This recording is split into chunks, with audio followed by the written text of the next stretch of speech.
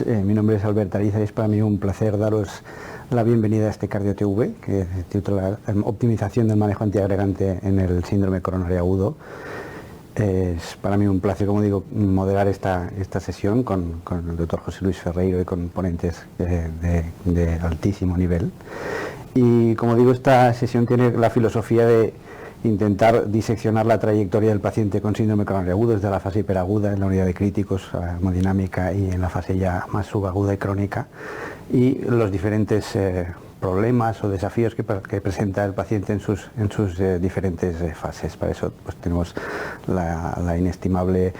colaboración y patrocinio de AstraZeneca y pues una lujosa comoderación con el doctor Ferreiro y ponentes que a continuación el doctor presentará. Muchas gracias, Albert. Pues bueno, como no puede ser de otra manera, yo también estoy encantado de estar aquí.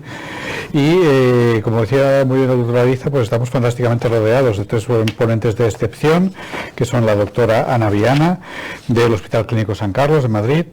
el doctor Juan Miguel Ruiz Nodal, del Hospital General Universitario de Alicante, y la doctora Clara Bonanat, del Hospital Clínico Universitario de Valencia. Entonces, la sesión va a consistir en tres charlas cortas, pero que yo creo que son extremadamente interesantes porque van a aportar, por un lado, la visión desde un cardiólogo de unidad coronaria, doctora Viana, la visión de un cardiólogo de un hemodinamista, el doctor Ruiz Nodal, y la visión de la cardiología clínica por parte de la doctora Bonanat. Entonces, una vez vistas esas visiones, que haremos en charlas de aproximadamente 10-12 minutos cada una, lo que sí que haremos a posteriori es, que yo creo que será la parte más interesante, que es un poquito de debate común y con preguntas en las que el doctor Ariza, que tiene un poquito de mala leche, intentará poner a prueba a nuestros ponentes a ver si se saben la lección o no. Entonces, sin más dilación, yo creo que podemos empezar. Y la primera charla, que es, como decía, la visión de un cardiólogo de una unidad de críticos de cuidados agudos coronarios, que la doctora Ana Viana. Ana, cuando quieras. Hola, muchas gracias a la Sociedad Española de Cardiología por invitarme a estar en esta mesa y a los moderadores, el doctor Ariza y el doctor Ferreiro, por la introducción. Entonces, bueno, voy a comenzar yo con esta visión desde la unidad coronaria y sin duda alguna pues voy a tener que hablar de las guías de síndrome coronario agudo sin elevación del ST, que como todos saben pues han aportado novedades muy importantes, algunas quizás un poco controvertidas, acerca del tratamiento antitrombótico, fundamentalmente en lo que se refiere al pretratamiento y a la predilección de prasugrel sobre ticagrelor que dan estas nuevas guías. Voy a comenzar con el primero de los aspectos, que es acerca del pretratamiento. Las guías de síndrome coronario agudo sin elevación del ST recomiendan no realizar un pretratamiento con un inhibidor del receptor P2 y 12 de rutina si se va a realizar una estrategia invasiva precoz, esto es una coronariografía en las primeras 24 horas, y únicamente dejan un poco libertad para dar ese pretratamiento con una recomendación de clase 2BC en aquellos pacientes en los que no se pueda realizar esta estrategia invasiva precoz. Y en lo que ellos se justifican para dar esta recomendación es en la falta de evidencia de los estudios que han tratado de demostrar el beneficio del pretratamiento, y fundamentalmente el estudio ACOAST y el estudio ISA-RIAD-5. Bueno, el estudio ACOAST incluyó a 4.000 pacientes con síndrome coronario agudo sin elevación del ST que se aleatorizaron a recibir bien pretratamiento con prasugrel 30 miligramos antes de la coronariografía o placebo, y cuando se hacía esa coronariografía, si el paciente iba a ser tratado con intervencionismo coronario percutáneo, se completaba esa dosis de 30 miligramos más de prasugrel en el grupo de pretratamiento, o bien se daban 60 miligramos en el grupo de control. Y lo que se vio en este estudio es que no hubo diferencias en los eventos isquémicos, pero sí que hubo una mayor tasa de sangrados en el grupo que había recibido el pretratamiento. El tiempo medio a la coronariografía pues osciló entre 2 y 48 horas, con una mediana de 4 horas. Y sí que se vio que los pacientes en los que se daba el pretratamiento más cerca de la coronariografía, 2 horas o antes, eran los que tenían peores resultados con más sangrado. Y por este estudio es por el que se contraindica la administración de prasugrel antes de conocer la anatomía coronaria en los pacientes con escasez. Sin embargo, las guías no hablan de este otro estudio, que es el estudio CREDO, que se publicó hace casi 20 años en el JAMA, y que fue un estudio que trató de demostrar el beneficio del pretratamiento con clopidogrel en pacientes que tenían enfermedad coronaria, y de ellos 2/3 partes tenían un síndrome coronario agudo sin elevación del ST, y se vio como en estos pacientes la administración de pretratamiento con clopidogrel 300, que se daba entre 3 y 24 horas antes del cateterismo, aunque no logró reducir el combinado isquémico de muerte, infarto o revascularización en el total de los pacientes, sí que se vio que en el subgrupo de pacientes, que ya estaba preespecificado por cierto, en los que se había dado el pretratamiento al menos con 6 horas o más antes de la coronariografía, sí que había un beneficio clínico. Por otra parte, las guías pues también justifican esta no recomendación, ¿no?, de dar el pretratamiento, porque los antiagregantes potentes, prasugrel y ticagrelor, pues tienen un inicio de acción muy rápido, en torno a 30 minutos, y también disponemos del antiagregante intravenoso cangrelor, que tiene un efecto casi inmediato, y lo que dicen es que bueno, pues se puede dar en la coronariografía. Y también se basan en por el aumento del riesgo hemorrágico que tiene el pretratamiento, ¿no?, o al menos el potencial aumento de riesgo hemorrágico. Muchos pacientes puede que finalmente no tengan un síndrome coronario agudo y por ejemplo tengan un síndrome aórtico, y en ello sería perjudicial haber dado pretratamiento, o puede haber pacientes que finalmente sean candidatos a cirugía, y en estos pacientes pues puede aumentar la hemorragia relacionada con la cirugía, o también prolongar el tiempo de hospitalización porque hay que esperar al lavado del fármaco para ser intervenidos. Tampoco comentan en las guías los potenciales beneficios que podría tener el pretratamiento a la hora de reducir el infarto periprocedimiento, la trombosis del stent, del riesgo de reoclusión, etcétera. Bueno, el otro tema del que teníamos que hablar de las guías, que es el tratamiento antitrombótico, que es la predilección que dan de prasugrel frente a ticagrelor. Fijaos cómo en las guías lo dan con una recomendación de clase 2AB y que se basa únicamente en la evidencia procedente del estudio ISA-RIAD 5, que ahora voy a analizar en detalle y que quizás desde mi punto de vista pues se queda algo escasa para dar una recomendación tan potente como es esta de las guías, y que ha supuesto en algunos hospitales el cambio de protocolo clínico.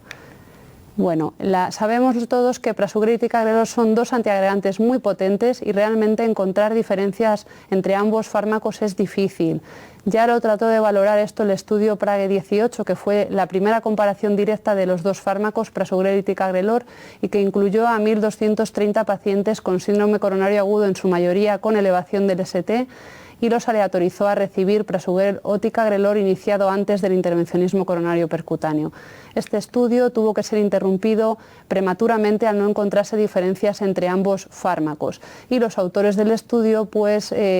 lo que dicen es que es un verdadero reto hacer un estudio que tenga un suficiente tamaño muestral y un diseño adecuado para poder demostrar diferencias entre ambos fármacos. Es lo que trata de hacer el estudio ISA-RIAD 5, que compara directamente estos dos estrategias de antiagregación. No compara dos fármacos, sino dos estrategias de antiagregación con un diseño abierto que incluyó a 4.000 pacientes con síndrome coronario agudo con y sin elevación del ST.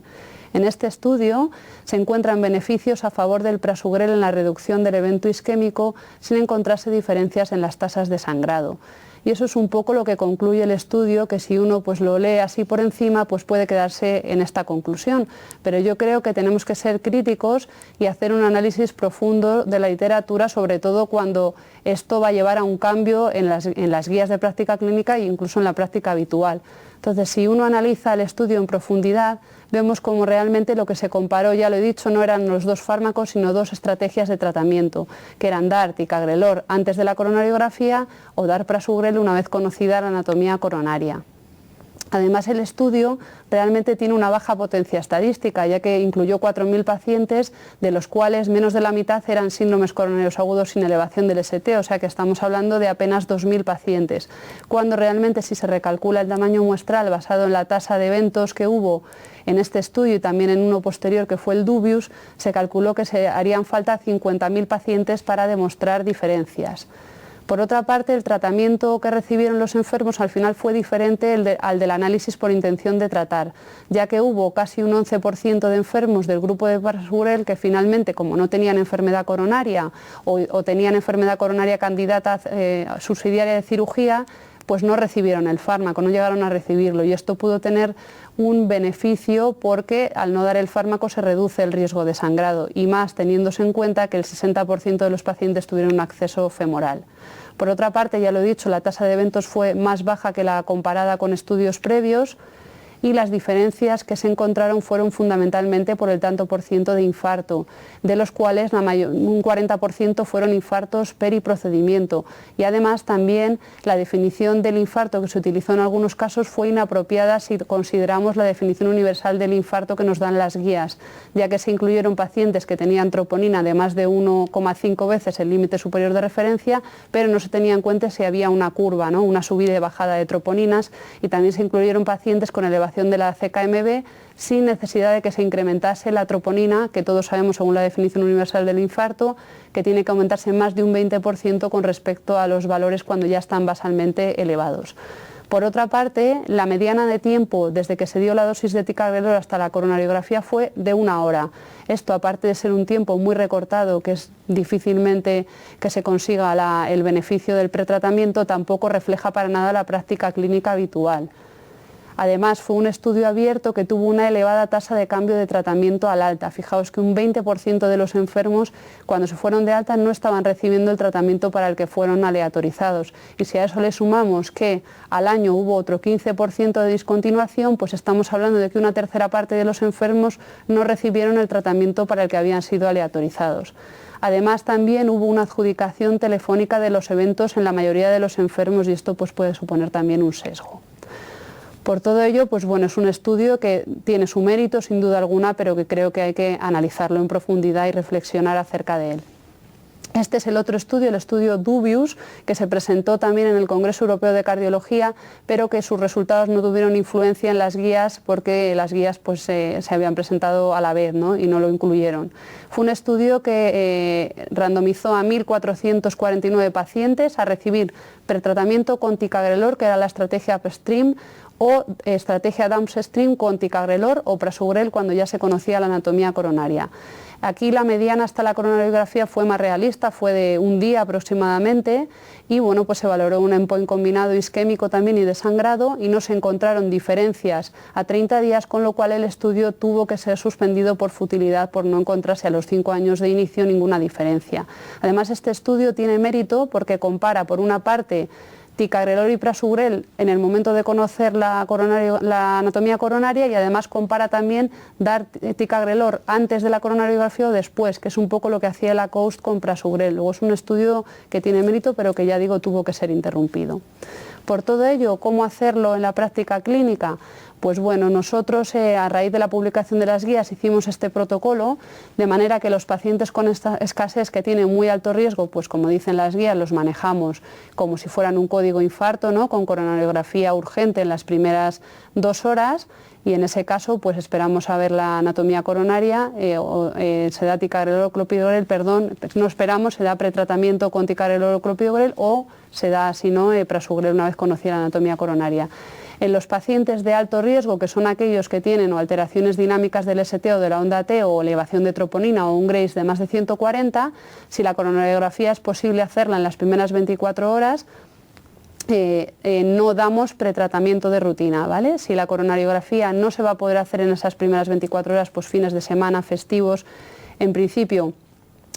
damos pretratamiento con ticagrelor o clopidogrel si hay un alto riesgo hemorrágico, y también lo damos en aquellos pacientes en los que tienen un riesgo muy elevado isquémico, como aquellos que tienen pues ascenso transitorio del ST o un patrón de Wellness en el electrocardiograma. Y luego los pacientes que tienen un riesgo isquémico bajo o moderado, pues en principio no damos pretratamiento.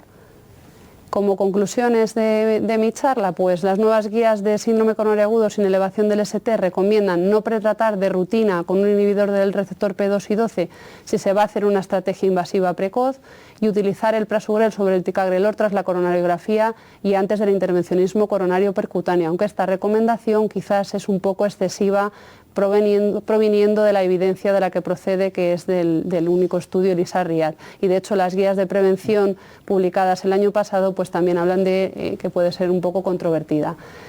Yo creo que ni el pretratamiento ni su ausencia son la estrategia más óptima. Es imprescindible siempre individualizar en función del riesgo isquémico y el riesgo hemorrágico de nuestro paciente y también del timing en el que se va a hacer la coronariografía, que esto va a depender, bueno, pues cada uno de su centro y de los protocolos locales que tenga. En general, si el riesgo isquémico no es elevado y la coronariografía se va a hacer en menos de 24 horas, no pretratamos, pero si en la coronariografía encontramos una alta carga trombótica o va a ser una angioplastia de riesgo, podemos valorar el uso de cangrelor en esos pacientes naïf. Y si el riesgo isquémico es elevado, tienen elevación transitoria del ST, ondas test de Wellens o no es posible hacer esa coronariografía en las primeras 24 horas, sería preferible pretratar con ticagrelor o con clopidogrel en pacientes de alto riesgo hemorrágico. Y muchas gracias. Muy bien, doctora Viana, muchísimas gracias por su meticulosa disección de la evidencia sobre el pretratamiento y sus mensajes y sus principales visiones del tema. A continuación nos movemos ya hacia la sala de hemodinámica. Tenemos al doctor Ruiz Nodar, que nos va a dar su perspectiva de lo que pasa cuando el paciente ya ha recibido o no su pretratamiento, tiene sus datos angiográficos y nos hablará también de lo que ocurre en los primeros meses y en función de los riesgos del paciente. Juanmi, por favor. Muchísimas gracias, doctor Ariza, doctor Ferreiro, y nada, agradecer también a la Sociedad Española su invitación para estar en este Cardio-TV. Respecto un poco voy a centrar la charla en estos dos aspectos básicos. Yo creo que en cuanto a que hay aspectos bastante novedosos, como puede ser el paciente con alto riesgo hemorrágico, que al fin y al cabo puede ser en torno a la tercera parte de pacientes, y un segundo aspecto que yo creo que es muy importante, que es la información angiográfica que tenemos que tener en cuenta a la hora de recomendar o de discutir y colaborar con el clínico para aportar evidencia para usar tratamientos antiagregantes más potentes y quizás más prolongados, basados pues, bueno, en datos que vamos a tener desde el momento que hagamos la coronariografía o la revascularización. Muchas veces parece que, bueno, pues que las visiones del clínico y del hemodinamista son opuestas. El clínico pues, busca un poco proteger, hacer una protección isquémica del paciente, de la placa, evitar trombosis de stent y por tanto busca una doble antiagregación más potente y prolongada, y parece que nosotros los estudios de hemodinámica lo que estamos buscando es seguridad del stent, buscando casi siempre recortar la doble antiagregación. Yo creo que esta visión opuesta no es así, para nada. Yo creo que claramente tenemos que confluir y así es. Vamos, de hecho estoy convencido que estoy de acuerdo y voy a estar de acuerdo en el 99% de lo que van a decir mis compañeras, la doctora Viana y la doctora Bonanat. Entonces yo creo que probablemente el converger todos hacia la misma visión y poder compartir información clínica y angiográfica, yo creo que es lo que al final nos va a ayudar a poder aportar las mejores soluciones en manejo antitrombótico de cada paciente. Es verdad que yo creo que la hemodinámica ha sido muy útil a la hora de aportar sobre todo seguridad en los procedimientos. Este es un estudio que podemos decir ya clásico, llamamos aquí clásico ya a cualquier estudio, un estudio del 2015, de hace tan solo 6 años, que fue el Leaders Free, que fue un estudio que fue trascendente porque fue, yo creo que el estudio que acabó con los stent convencionales, y fue en pacientes de alto riesgo, se randomizaba, era el nicho de pacientes destinados al stent convencional, y se randomizó pacientes de alto riesgo hemorrágico a tratarlos con stent convencional o stent fármacoactivo. Pues bueno, este estudio yo creo que fue muy importante porque nos demostró, como no podía ser de otra manera, que los stent fármacoactivos eran más eficaces, reducíamos al fin y al cabo la restenosis y los problemas del stent, para eso usamos stent fármacoactivos, ese es el objetivo fundamental, pero la gran aportación de este estudio es que el stent fármacoactivo era más seguro que el stent convencional. Por tanto, si en población de alto riesgo con doble antiagregación recortada era más seguro el stent fármacoactivo, por tanto desapareció el nicho del stent convencional, y es por lo que ahora mismo ya solo desde hace unos años tratamos el 100% de las angioplastias con stent fármacoactivos. Y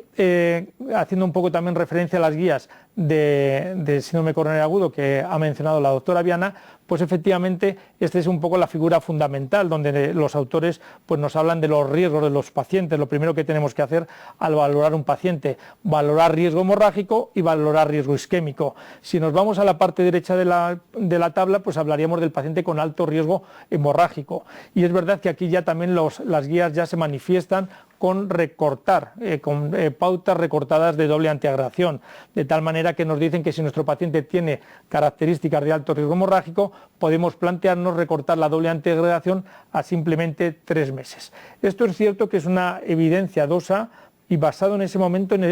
yo creo que también en nada, porque ninguno de los estudios a que hacen referencia a estas guías son pacientes de alto riesgo hemorrágico. Las evidencias que ellos generan o que transmiten en las guías son con estudios de bajo riesgo hemorrágico y bajo riesgo isquémico, pero no de alto riesgo hemorrágico. Pero bueno, ya nos dicen que si el paciente tiene alto riesgo hemorrágico, pues podemos acortar, yo creo que es bastante sensato, la doble antiagregación a 3 meses. Es muy importante en estas guías, yo creo que también nos dicen un poco lo que es el paciente, definen lo que es el paciente de alto riesgo hemorrágico, porque hasta ahora hablábamos de paciente de alto riesgo hemorrágico sin saber qué era. Entonces, en estas guías, por primera vez, pues nos hablan de una serie de criterios mayores y menores basadas en un documento previamente publicado de Philip Urban, en el que bueno, ya nos hablan de un poco de los factores que a lo largo de la literatura de los últimos años en pacientes que revascularizamos con stent sabemos que se asocian a más riesgo de sangrado. Y hablan de sangrado, de criterios mayores y criterios menores, de tal manera que las guías nos dicen que si un paciente tiene un riesgo, un criterio mayor o 2 criterios menores, ya hablaríamos por tanto de un paciente con alto riesgo hemorrágico. Criterios menores, pues bueno, la edad, el tener el riñón un poquito dañado, pues bueno, son factores que tenemos en casi todos o en un porcentaje altísimo de las angioplastias que hacemos todos los días. Y bueno, los criterios mayores son pues los que sabemos que son criterios de alto riesgo hemorrágico, el paciente que tiene anemia, el paciente que ha tenido una hemorragia grave en los últimos 12 meses, el paciente que ha tenido una hemorragia intracraneal y por supuesto el paciente que está anticoagulado. De esta manera yo creo que esto es muy importante, esta aportación de las guías nos dicen ya cuál es el paciente de alto riesgo hemorrágico de una manera relativamente objetiva. Y les voy a hablar de un estudio que yo creo que es el estudio de hemodinámica en cardiopatía isquémica más importante presentado en este último Congreso de Cardiología, el Congreso Europeo de Cardiología, y que se publicó el mismo día en el New England, que es el MASTER-DAP, que es el primer estudio que realmente estudia población de alto riesgo hemorrágico y lo que hace es comparar estrategias de antiagregación. Es un ensayo clínico que randomiza casi 6.000 pacientes con un stent especial, que es el stent Ultimaster, especial porque es un stent de sirolimus con polímero biodegradable, con una serie de características técnicas pues, determinadas, en las que en este estudio se randomizaron casi 6.000 pacientes de alto riesgo hemorrágico, todos tenían que tener alto riesgo hemorrágico. Al mes de tratarse el paciente se randomizaban a recortar la doble antiagregación y dejarle al mes en monoterapia si salía la abreviación de la doble antiagregación, o a seguir con la doble antiagregación 3, 6 o 12 meses en función de lo que considerara el cardiólogo clínico. Por tanto, es el primer ensayo clínico que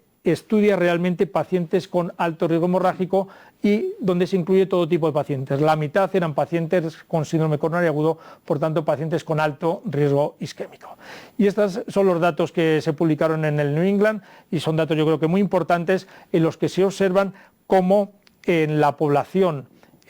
lo que es el beneficio neto es similar con las dos estrategias, es decir, si juntamos los eventos isquémicos con los eventos hemorrágicos graves, es igual el pronóstico a medio plazo en el seguimiento a un año usando la doble antiagregación recortada a un mes que la doble antiagregación prolongada a 3, 6, 12 meses. Los eventos isquémicos, importantísimo, no varían, no tenemos más eventos isquémicos por suspender en esta población la doble antiagregación al mes, y lo más importante es, lógicamente, que recortando la doble antiagregación disminuimos de una manera significativa los sangrados mayores o clínicamente relevantes, acortando la doble antiagregación a un mes. Y el segundo aspecto un poco que quería discutir es la información que creo que tenemos que tener presentes a la hora de hacer un cateterismo, de hacer una revascularización, y que tenemos que discutir con los clínicos para tener siempre en cuenta de cara al alta. Y aquí nos iríamos a la otra parte de la gráfica, los pacientes con alto riesgo isquémico, donde sabemos que tenemos que ir a regímenes antitrombóticos más potentes y casi siempre más prolongados. Y bueno, pues la evidencia, si nos centramos en estos grupos, son las que nos aporta el ensayo Twilight, el Pegasus, sin duda el ensayo clínico más importante en prolongación de doble antiagregación, el DAB Study y un estudio pues que bueno, que quizá es difícil de posicionar, como es el COMPASS con rivaroxaban. Y el Pegasus, ¿qué nos dijo? No voy a hablar del Pegasus porque seguro que la doctora Bonanat nos va a discutirlo a continuación, pero sí que les voy a mencionar un aspecto que creo que es importante. Uno de los criterios para considerar un paciente de alto riesgo isquémico y por tanto que se va a beneficiar de prolongar ticagrelor hasta los 3 o 4 años es que el paciente tenga una enfermedad multivaso. Es decir, el paciente, además de tener características clínicas que nos marcan que el paciente es de alto riesgo isquémico, ya el tener una anatomía coronaria compleja, multivaso, hace que el paciente sea un paciente de alto riesgo hemorrágico. Y es que esto ya se ha visto por diferentes estudios. Les marco fundamentalmente este estudio publicado ya hace unos años de Justino, en el que analizó 6 ensayos clínicos que comparaban doble antiagregación recortada con doble antiagregación prolongada. Y lo que se analizaron en este análisis a posteriori fue las características angiográficas de los pacientes tratados, de tal manera que se analizaron como características de complejidad pues la enfermedad de 3 vasos,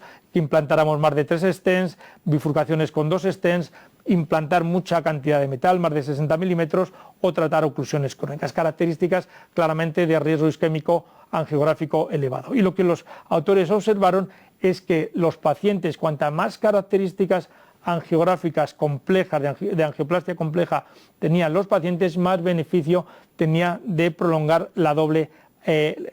antiagregación. De tal manera que si prolongábamos la doble antiagregación, era cuantas más características tuviese el paciente angiográficas, más beneficio había, y más los pacientes que tenían 3 o 4 características de complejidad de la angioplastia. Y esto también se observó luego en el estudio DAB. Un estudio que estudió la doble antiagregación prolongada a partir del año en pacientes que se revascularizaban con stent, y también a posteriori se estudiaron las angioplastias más complejas, y las definiciones de angioplastias complejas fueron también parecidas: multivaso, más de 2 stents, mucha longitud de stent. Pues bueno, los autores también observaron que en el momento que un paciente tenía varias características angiográficas de complejidad, en azul sería la prolongación de la doble antiagregación, aportábamos beneficio en términos de reducción de eventos, trombosis, infarto, eventos relacionados con la arteria, o incluso también eventos isquémicos relacionados con el paciente. La doble antiagregación prolongada en azul reducía los eventos respecto a recortar la doble antiagregación a solo 12 meses. Y lo importante, prolongar en estos pacientes con anatomías complejas la doble antiagregación no penaba o no pagaba el peaje de los sangrados mayores, no sangraban más estos pacientes por prolongar la doble antiagregación. Y bueno, también importante en estas últimas guías de síndrome coronario agudo sin elevación del ST, nos vuelven a marcar aspectos para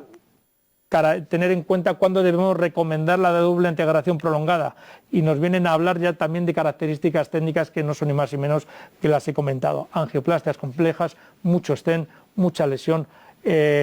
mucha cantidad de metal. Eso siempre es un criterio para tener en cuenta a la hora de intentar recomendar prolongación de la doble antiagregación. Y si tenemos en cuenta un poco lo que es el riesgo isquémico del paciente que revascularizamos con angioplastia, pues efectivamente siempre va a haber características del paciente, características clínicas como que tenga daño renal, como que tenga diabetes, pero también hay características relacionadas con la trombogenicidad del stent, el tipo de stent que se ha usado, el tipo de polímero o ausencia de polímero que tiene, relacionadas con la complejidad de las lesiones, que ya lo hemos hablado antes, y también un aspecto muy importante que es relacionadas con la técnica, que no todas las angioplastias quedan perfectas, no siempre los resultados son los buenos que nos gustaría, y dejamos stent a veces infraexpandidos, mal apuestos, con mucha cantidad de metal implantado o incluso con trombo residual. Por tanto, son características que hay que tener en cuenta a la hora de intentar recomendar regímenes antitrombóticos más potentes y más prolongados. Y ya, por tanto, concluyo que bueno, yo creo que el riesgo isquémico hemorrágico debe valorarse siempre en la sala de hemodinámica, es algo fundamental a la hora de recomendar o iniciar un tratamiento antiagregante. La doble antiagregación recortada es segura en pacientes con alto riesgo hemorrágico, y tenemos que saber que el riesgo de las lesiones, la complejidad de la angioplastia son variables fundamentales a la hora de recomendar regímenes de antiagregación más potentes y más prolongados. Muchas gracias. Fenomenal, Juanmi, como siempre. Y bueno, hemos visto visión de la unidad coronaria, visión de la sala de hemodinámica, y ya nos falta la visión clínica de un poquito de tratamiento a más largo plazo. Y para eso tenemos a la doctora Bonanat, así que Clara, cuando quieras. Muchas gracias. Bueno, muchas gracias a los organizadores y vamos, a los patrocinadores también. Es un placer estar aquí con mis compañeros. Voy a dar una visión desde la perspectiva clínica y voy a intentar hacerlo lo más escueto posible en estos 3 puntos. Cuando me planteé cómo enfocar esta charla en el tiempo tan corto, pensé, pues realmente los pacientes a los que nos enfrentamos en el día a día, en mi caso en la planta de cardiología y en la consulta, son muy diversos y de hecho tenemos que lidiar con múltiples factores a la hora de elegir el mejor tratamiento antitrombótico y es imprescindible, como ya han dicho mis compañeros, valorar el riesgo isquémico y hemorrágico. Haciendo un repaso a las guías, ya sabemos que en las guías de IAMES de 2017 ya decían con una recomendación 1A que debíamos utilizar antiagregantes inhibidores del receptor P2Y12 potentes, ticagrelor y prasugrel, frente a clopidogrel, a no ser que hubiera alguna contraindicación o un riesgo hemorrágico muy elevado. Las guías de 2020 de síndrome coronario agudo sin elevación del segmento ST, por un lado recordar que aunque estemos hablando de acortar, prolongar, sí que es cierto que con indicación 1A al menos debemos intentar mantener 12 meses esa doble antiagregación en el paciente post síndrome coronario agudo y tanto prasugrel como ticagrelor en este contexto tienen una recomendación 1B. Como ha dicho la doctora Viana, en estas guías un aspecto controvertido que así lo reflejan las guías de 2021 de prevención cardiovascular es que se comenta que deberíamos considerar el prasugrel sobre ticagrelor en los pacientes con escasez que van a ser sometidos a un intervencionismo coronario percutáneo. Y como muy bien ella ha explicado, esto se basa en el ensayo ISARREAC 5, un solo ensayo con sus limitaciones y por eso las guías de prevención cardiovascular dicen que hay evidencia controvertida para hacer esta aseveración o recomendación, lo cual podemos discutir posteriormente. En cuanto a la prolongación de la doble antiagregación plaquetaria a largo plazo, desde 2019 en todas las guías es concordante que se eleva el nivel de recomendación a 2AA, de prolongar más allá del año, incluso a 3 años, la doble antiagregación plaquetaria a largo plazo, incluso con distintas estrategias. Y en cuanto a la comparación de antitrombóticos, ¿qué antitrombótico? Pues bueno, he querido ilustrarlo con una única diapositiva, con este metaanálisis reciente de Navarrese, en el que se analizan 52.816 pacientes con síndrome coronario agudo que provienen de 12 ensayos clínicos aleatorizados, donde comparan prasugrel, ticagrelor y clopidogrel. Como es de esperar, prasugrel y ticagrelor son antiagregantes más potentes, por lo tanto reducen eventos isquémicos y pagamos discretamente el peaje de un discreto aumento de sangrado, aunque no fatal ni intracraneal respecto a clopidogrel. Sin embargo, vemos que entre ambos antiagregantes potentes no hubo diferencia en cuanto a eficacia y seguridad. Y es destacable de este metaanálisis que se observó una reducción significativa de la mortalidad total y cardiovascular solo con ticagrelor. Y bueno, esta diapositiva un poco la he querido poner por ilustrar las preocupaciones del clínico, ¿no? ¿Qué nos preocupa a los clínicos y qué nos debe llamar la atención? Por un lado, la figura de la izquierda es una figura muy conocida por todos nosotros, de las guías de síndrome coronario crónico, y en el texto pone que esta entidad, la aterosclerosis en general y la aterosclerosis coronaria en particular, es un proceso dinámico, y progresivo. Y en la figura de la derecha, la he querido poner para recordar que la aterosclerosis es una enfermedad sistémica, no solo intervienen la trombosis, los fenómenos inflamatorios y el acúmulo de lípidos, sino que esta sistemicidad hace que la progresión de la aterosclerosis vaya más allá de las arterias coronarias y pueda afectar a otros territorios en forma de ictus o arteriopatía periférica. Y por otro lado, del riesgo residual, pues una pincelada a estudios clásicos que ya conocemos, como el registro Apolo, en el que se incluyeron más de 114.000 pacientes mayores de 65 años que durante el primer año postinfarto estuvieron libres de eventos cardiovasculares, y observamos como de un 24-29% de estos pacientes tendrán un evento cardiovascular a 3 años en forma de muerte, infarto o ictus. Y no solo eso, sino que los estudios Prospect y Preclude ya nos ilustran esta sistemicidad de la aterosclerosis más allá de la propia coronaria responsable del infarto, de modo que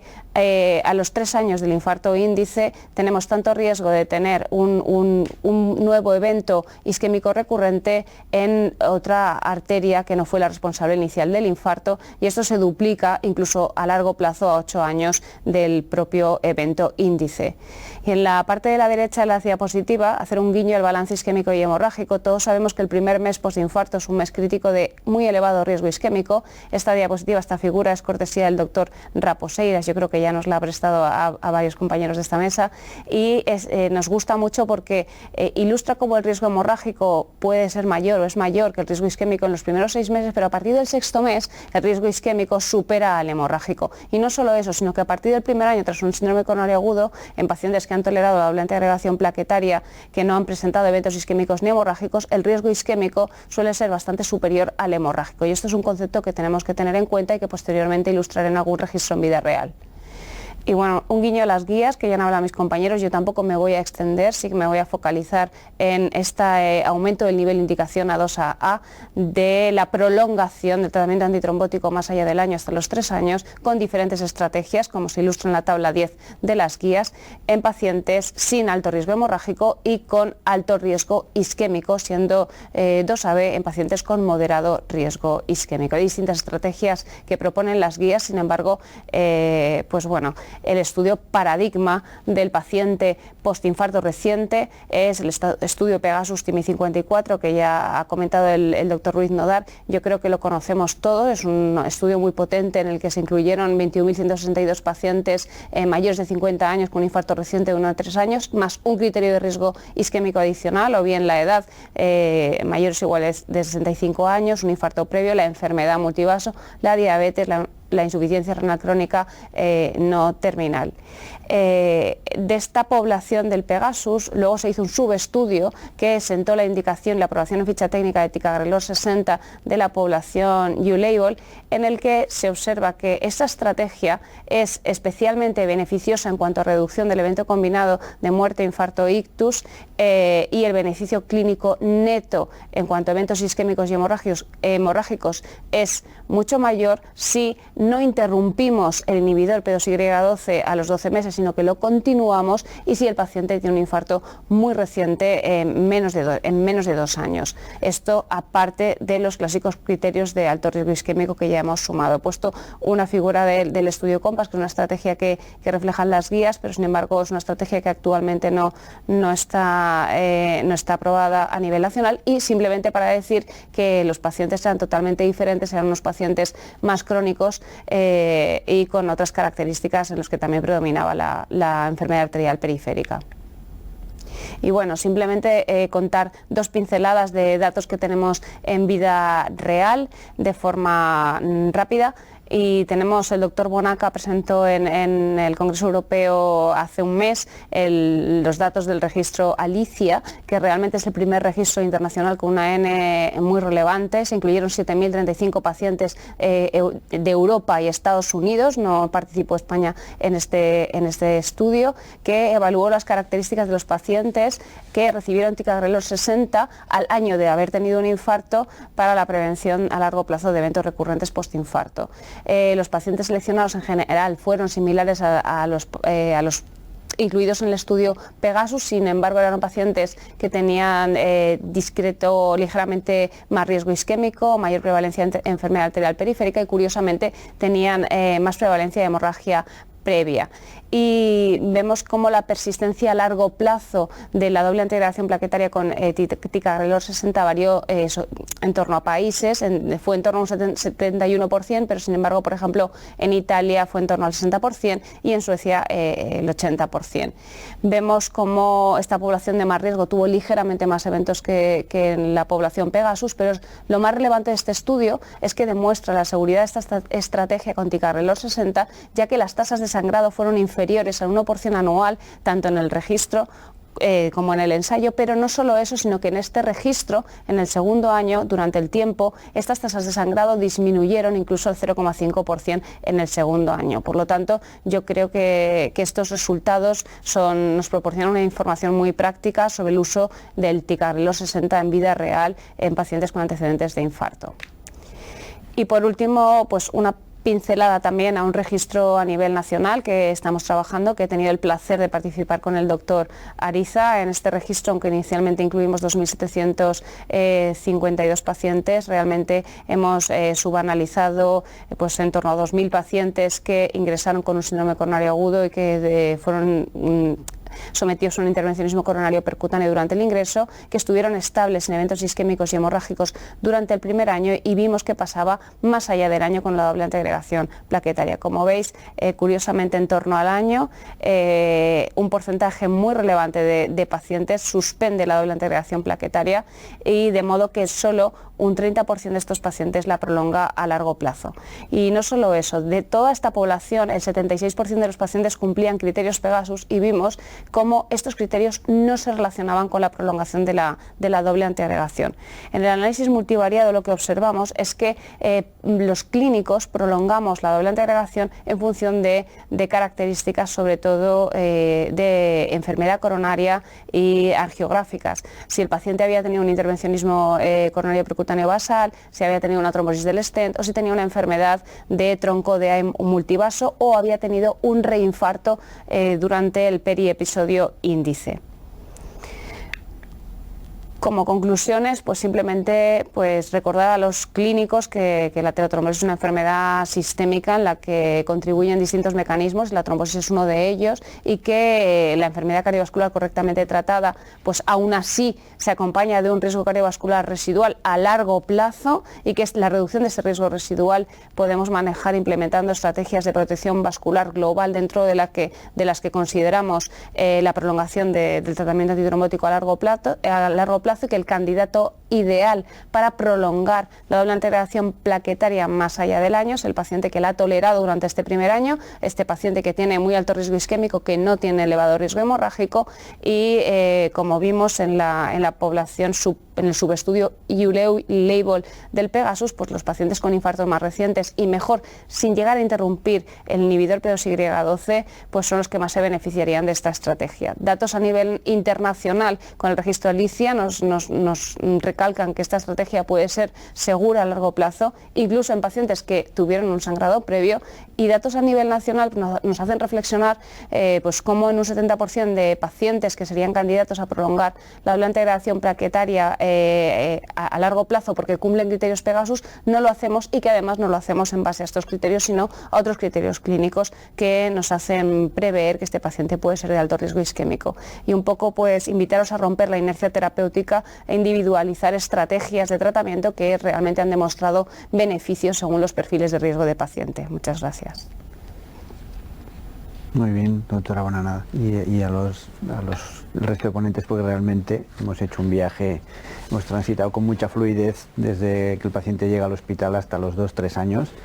y realmente hemos tenido un repaso de la evidencia, pues yo diría que bastante fino, y nos permite eso abordar ahora el cómo aplicamos esto a nuestro día a día, porque realmente no es fácil y hay que tener en cuenta algunas aparentes contradicciones. Yo recuerdo cuando salieron estas guías, y esa pregunta os la voy a trasladar yo creo que a los 4. Me acuerdo que hablamos con Ferreiro de cómo aplicar esta recomendación, sobre todo el pretratamiento, que teníamos que hacer a partir de ahora, no pretratar a los pacientes con síndrome coronario agudo y cascarles un cateterismo en 1 hora, en 2 horas. Y realmente vimos que en nuestro medio, que yo creo que no es tan diferente seguramente al de la mayoría de hospitales españoles, esto era muy difícil, ¿no? Y cuando Ana nos contaba cómo las limitaciones principales de ISARREACT, claro, si tú analizas todos los pacientes con escasez, que la escasez ya es lo que es un cajón desastre muchas veces, ¿no? Si en series de código infarto hay un 15-20% de falsos positivos, imaginaros en una escasez. Y los tenemos que meter todos en laboratorio en 1 hora, y encima el 60% tienen que ir por vía femoral. Claro, yo en ese escenario soy poco partidario de pretratar, pero realmente ¿es eso lo que estamos haciendo? Yo no sé, Ana, Juanmi, Clara, José Luis, ¿cómo habéis trasladado esa recomendación a las guías? A mí, viendo vuestro protocolo, quizás 24 horas me parece un punto un poco tardío. Entre las 2 horas, 3 horas, 4 horas y las 24. No sé muy bien si habéis tenido esa misma dificultad a la hora de asumir esa controversia en vuestros protocolos locales. Hombre, nosotros no puedo engañaros y decir que realmente sí hemos tenido en cuenta la consideración de las guías, porque hemos pasado de pretratar a todo el mundo, ¿no?, a que ahora realmente hay un grupo de pacientes al que no pretratamos, como he dicho. Hemos puesto 24 horas, pero realmente nosotros, bueno, creo que en la mayoría de hospitales, por lo menos de los que estamos aquí, hay hemodinámica pues hasta las 10 de la noche. Entonces el grupo de la tarde muchas veces le haces también el cateterismo, a lo mejor suelen pasar 12 horas, ¿no?, hasta que se va a hacer, si ya viene en la guardia a las 12 de la noche, pues se va a hacer el cateterismo la mañana siguiente. Entonces a ese grupo de pacientes es verdad que no lo pretratamos ahora, y eso ha sido un cambio a raíz de las guías. Si lo pretratamos con los criterios que he dicho, pues un paciente que vemos de muy alto riesgo isquémico, ¿no?, pues a lo mejor a ese sí tiene pues eso, ha tenido una elevación transitoria, tiene unas T negativas profundas, pero es verdad que es que el cateterismo se va a hacer en menos de 12 horas. Entonces, yo discrepo. No es fácil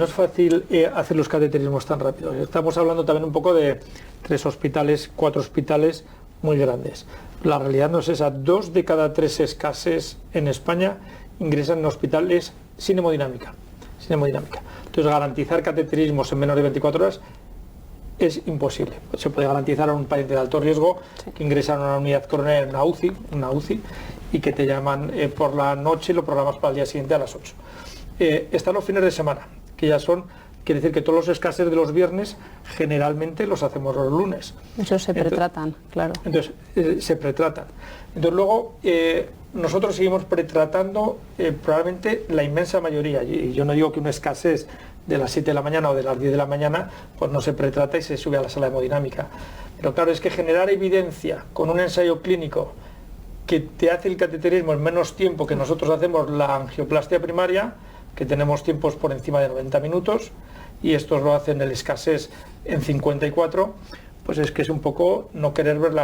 la realidad. Y después hay otro aspecto, el escasez, yo creo que de alto riesgo, es verdad que ahora tenemos una visión muy estén-céntrica y todo va alrededor del estén, pero es que una tercera parte del escasez, a lo mejor ahora menos, porque es verdad que somos muy invasivos y hasta agresivos incluso con la revascularización, pero un 25% de los escases con aterosclerosis no los tratamos por enfermedad crónica, por arterias pequeñas, por lesiones que no tenemos claro cuál es la culpable, por mucho calcio, y ese paciente se sigue beneficiando de la doble integración.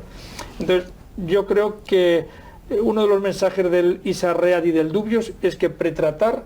tampoco es tan malo, no sangran más los pacientes que se pretratan.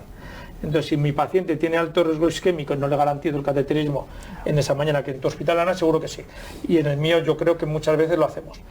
pero no a los hospitales que nos mandan, que son 7 UCIs, los que nos mandan a nosotros. A ellos no les podemos garantizar. Ya no digo los servicios de cardiología, donde ingresan muchos casos. Entonces yo creo que el pretratamiento como tal, nosotros lo mantenemos, como línea general.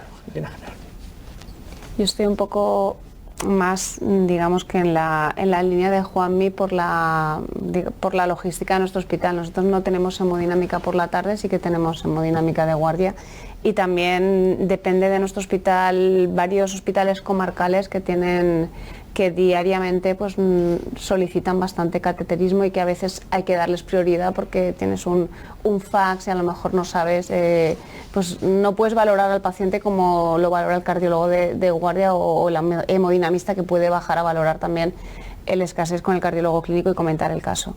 Entonces no tenemos siempre disponibilidad de hacer cateterismos a las 12 horas y a veces ni a las 24 entre semana. Y entonces nosotros sí que continuamos pretratando si no va a existir esa posibilidad de un cateterismo tan rápido. Otra cosa a lo mejor es un paciente que ingresa por la mañana de muy alto riesgo isquémico y subes desde urgencias a hemodinámica a comentar el caso y le hacen un hueco y te hacen el cateterismo enseguida. Y estoy con Juanmi, que hay pacientes que es verdad que a lo mejor se benefician de un pretratamiento porque no les vas a hacer un cateterismo urgente en ese caso, y a lo mejor esos pacientes son de muy alto riesgo isquémico, los vas a manejar con un manejo conservador, y en ese caso pues a lo mejor la estrategia del pretratamiento con ticagrelor y luego este fármaco a largo plazo pues podría ser una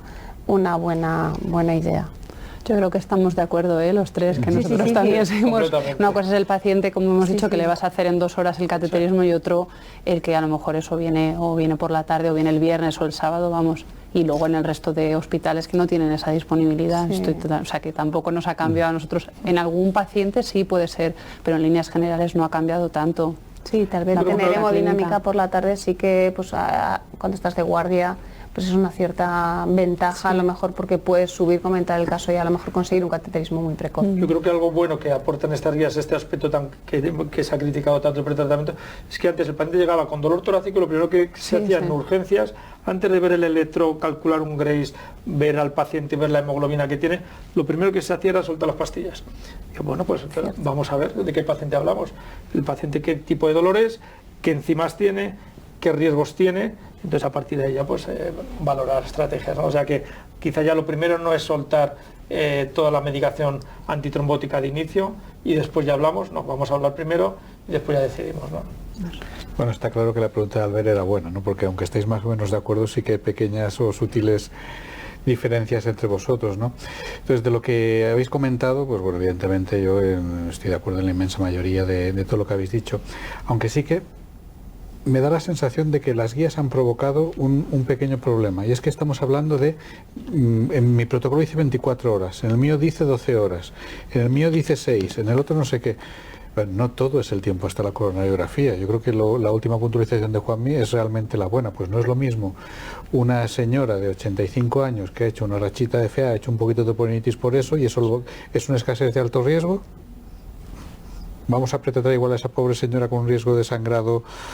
tremendo que bueno, por poner el caso contrario, un tío de 50 años que es un toro y que realmente tiene el ST en Cuenca. Es decir, este tipo de cosas yo creo que las guías tienen el pequeño problema este de que nos estamos focalizando mucho en si se puede hacer ese famoso cateterismo precoz o no, y en realidad lo importante es lo que habéis comentado los tres, es qué riesgo isquémico tiene este paciente y qué riesgo hemorrágico tiene, ¿no? Entonces, a este respecto yo creo que tenemos que volver, o sea, a mí me hace gracia, y lo comentamos también con Albert en otros foros, que hace 2 o 3 años se pasaba encuestas a veces de la Sociedad Europea de Cardiología como para ver si tratábamos bien a los pacientes, y uno de los criterios de optimizar bien el tratamiento era el porcentaje de pacientes con doble antiagregación antes del cateterismo, ¿no? Es decir, que hemos pasado con una evidencia de aquella manera a del todo a que ahora parece que si pretratas seas un criminal, ¿no? Entonces, ojo, que pasar del todo a la nada yo creo que es lo que no debemos hacer, y como bien comentaban en sus charlas, el tratamiento selectivo, ¿no? Es lo que el pretratamiento selectivo, pues como todo lo que tenemos que hacer, ¿no? Entonces ahí yo creo que hay, bueno, podríamos hablar mucho rato de todos los temas que habéis tocado, ¿no? Pero yo creo que hay algunos que sí que no se nos pueden escapar, y es el tema de, yo creo que también lo habéis mencionado cada uno de una manera, que es el tema de, no sé si llamarlo continuidad asistencial o que digamos que vayamos alineados en nuestras recomendaciones, y ese es un aspecto que yo creo que entre las muchas cosas que ha fastidiado el tema del coronavirus es una de las cosas que más se ha perdido, ¿no? Entonces, claro, la información de la sala de hemodinámica es capital, como muy bien después ha comentado Clara, pues para decidir a qué pacientes yo voy a prolongar o qué pacientes yo voy a hacer, ¿no? Es una información dinámica, como muy bien habéis dicho, pero ¿qué creéis que tenemos que hacer en la actualidad, ahora ya que parece que estamos echando atrás la pandemia, gracias a Dios, para volver a recuperar eso, y que esa información que tiene en la unidad coronaria, que tiene en la unidad de hemodinámica y que después se va a ver a largo plazo, para poder encaminarla hacia el mismo punto? Porque lo que estamos viendo es que, curiosamente, pese a toda la ISARREAC y todo eso, lo que está subiendo muchísimo en la escasez es el uso de clopidogrel. Que dices, bueno, a lo mejor es que realmente ahora ya no estamos tan pendientes de usar los antiagregantes potentes ya, y digamos, si no los usas en un principio, pues no los vas a prolongar, ¿no? Entonces, por cambiar el orden, empezamos ahora por claro. Es decir, ¿cómo verías tú la continuidad asistencial, cómo verías todo el proceso del síndrome coronario agudo para tratar óptimamente al principio, pero que esa información se transmita para seguir tratando al final, ¿no? Yo creo que ahí es clave, como en todo, el trabajo multidisciplinar y la comunicación entre especialistas, ¿no? Yo creo que si no es comentando el caso en persona, que es lo ideal, ¿no? Que el clínico, a mí me gusta bajar a la sala de hemodinámica y ver las coronarias de mi paciente. Exacto. Y que me expliquen, porque yo no entiendo. Aunque haya visto muchísimos cateterismos, sigo sin entender o sin ver algo. Entonces eso para mí es lo ideal, bajar a ver el cateterismo de mi paciente. Y hablar con el compañero que lo hace, y de hecho consensuar, porque a veces no le trata esta arteria por esto, por esto y por esto, y si yo estoy arriba y me sube el paciente, no me han puesto el stent, que a lo mejor no es todo eso, ¿no? Entonces yo creo que eso es clave. Y luego también pienso que que si eso no fuera posible, pues en los informes también se puede sugerir, ¿no? Por ejemplo, yo puedo hablar de los informes de alta, pero por ejemplo en los informes de alta, en los informes de consultas, yo sí que pongo pues determinadas escalas y algunas recomendaciones con muchísima prudencia, ¿no? Si el paciente no ha sangrado, pues este paciente podría ser un candidato a prolongar, o este paciente, ojo, porque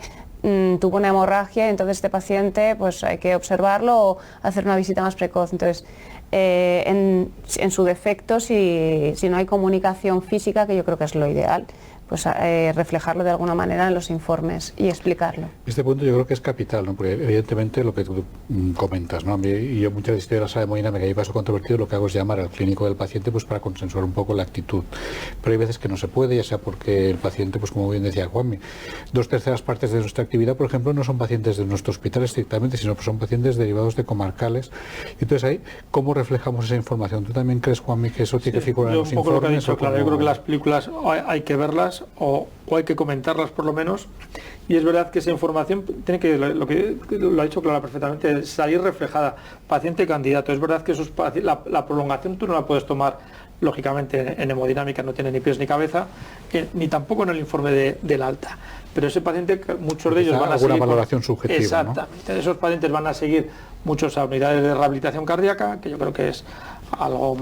maravilloso que ha surgido en los últimos años, que está mejorando muchísimo el pronóstico y la prevención de estos pacientes, y la decisión la tiene que tomar el cardiólogo clínico a los 12 meses, en función de las recomendaciones de los clínicos del alta, de la hemodinámica, y a los 12 meses, oye, mi paciente está estupendo, que bien le ha sentado pues la aspirina y el tica, pues vamos a seguir con él.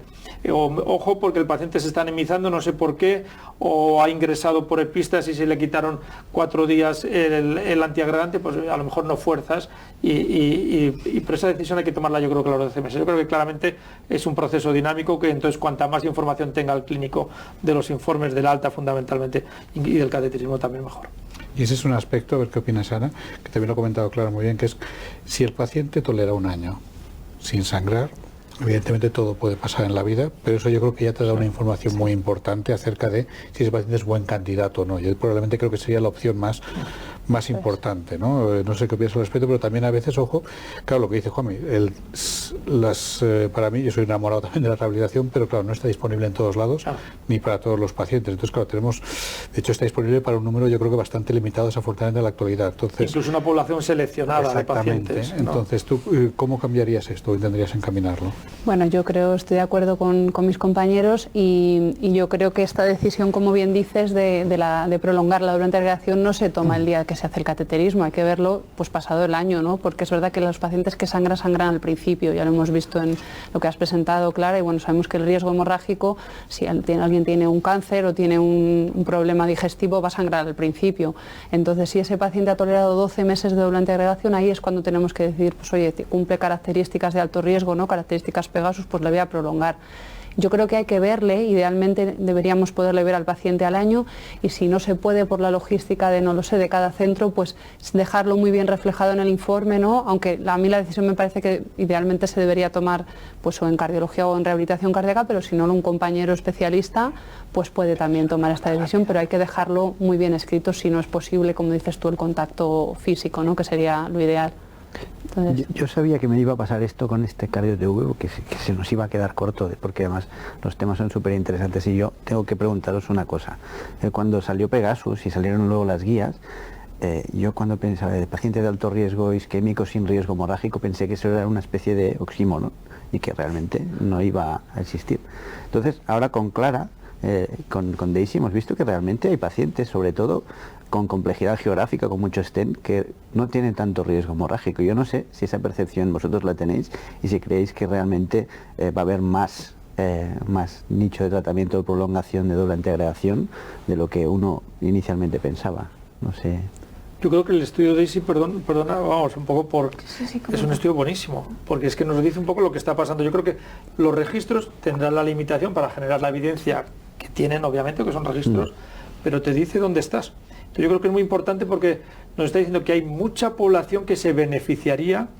y probablemente al final muchas veces estamos prolongando por características que, bueno, que seguro que tienen peso, ¿no? Pero que a lo mejor estamos quitando a otros pacientes con beneficio de prolongar la doble antiagregación. Entonces yo creo que A mí el registro de sí que lo he leído y lo he visto presentar en varias ocasiones, me parece interesantísimo, bueno, y aporta... Sí, lo que nos llamó la atención, entre otras cosas, es que los criterios clínicos no se tienen en cuenta, o sea, la diabetes sale en el univariado, en el multivariado, ¿no? La enfermedad arterial periférica, o sea, criterios clínicos de peso, que sabemos que confieren riesgo isquémico, que están en las tablas de las guías, pues realmente eso nos da igual, o sea, nos importa que tenga una DEA, enfermedad multivaso, que lleve un stent, bueno, que haya tenido un infarto, Sí, un que también reinfarto, es importante, sí, eso sí que es importante. Y luego, curiosamente, una de las poblaciones que prolonga en el DAISY son los pacientes en diálisis,